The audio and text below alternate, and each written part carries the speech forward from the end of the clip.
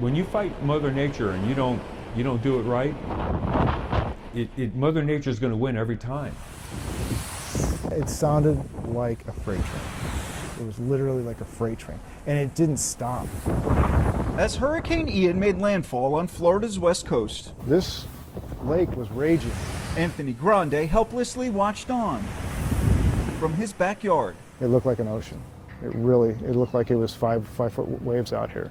Roughly 20 miles northeast of hard-hit downtown Fort Myers. It didn't look real. It looked like something out of a science fiction movie.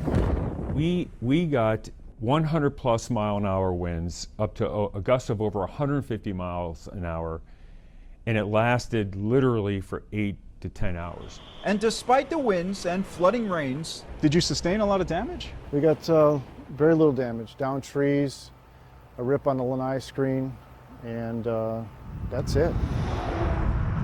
At Babcock Ranch, Through a Cat 4 hurricane, the lights never went out. We never lost power. We never lost internet.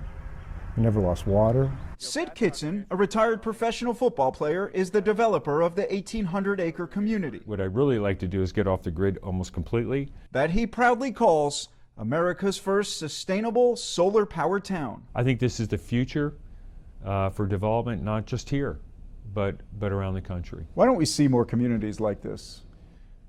That's a great question. Maybe because there wasn't a need before. This is a sea of solar panels. They stretch for as far as the eye can see, nearly 700,000 of them, creating enough clean energy to power nearly 30,000 homes. The solar facility and battery storage system, which is tied to the grid and is owned by Florida Power and Light, not only powers the growing community of nearly 2,000 homes, but also feeds the region.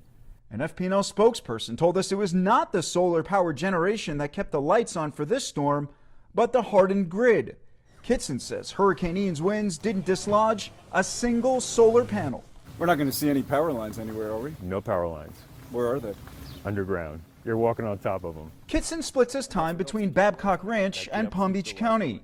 He collaborated with FP&L to bring his idea to life, and he credits the utility with hardening its infrastructure in and around the community to survive a storm like Ian. With a Category 4 hurricane sitting on top of us for 8 to 10 hours, and life went back to normal literally within a day. But it's not just electricity that Kitson says powered the community through the storm. Babcock Ranch sits 30 feet above sea level.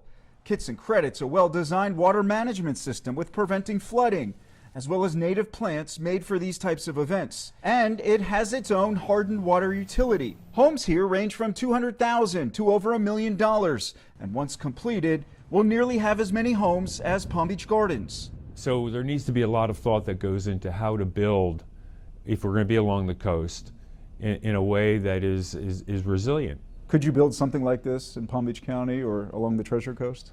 I think you absolutely could. And you know, if the land was available. I think the science is there. I think we know, we've been warned over the last 20 years what it was going to be like, and here we are. Grande told me weathering previous hurricanes drove him to make the move to Babcock Ranch in 2019 and a change towards greater sustainability. We take in the sun during the day, and we use our stored power for our electricity needs at night.